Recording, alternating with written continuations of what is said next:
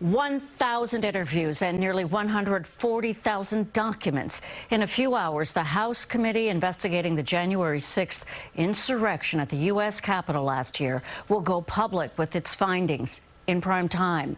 Earlier today, a Republican candidate for governor in Michigan was arrested at his home in connection with the riot. Ryan Kelly is facing charges including damaging federal property and disorderly conduct.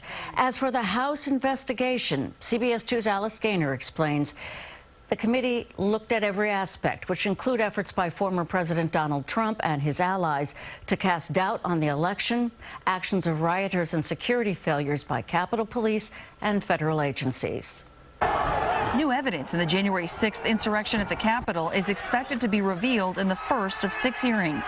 We owe it to the officers who lost their lives and the officers who were injured. It'll reportedly include pre-taped testimony and live witnesses. There's a great deal they haven't seen, but perhaps most important is the public hasn't seen it woven together, how one thing led to another. The special committee with 7 Democrats and 2 Republican members has conducted interviews and depositions with key figures close to former President Trump, including members of his family. Court filings show the committee says it has enough evidence to believe former President Trump conspired to defraud the U.S. Liz Cheney is the Republican vice chair. Do you believe it was a conspiracy? I do. According to CBS News polling, most Americans, 70%, said it's important to find out what happened that day and who was involved. But Republicans are divided, with most saying they don't want their party to focus on it. This committee is not about seeking the truth. It is a smear campaign against President Donald Trump.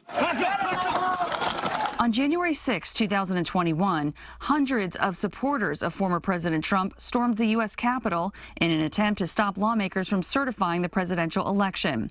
Prosecutors say 140 police officers were assaulted. 5 people at the rally died, including Capitol Police officer and New Jersey native Brian Sicknick. In the 17 months that have followed, more than 840 people have been arrested in nearly all 50 states.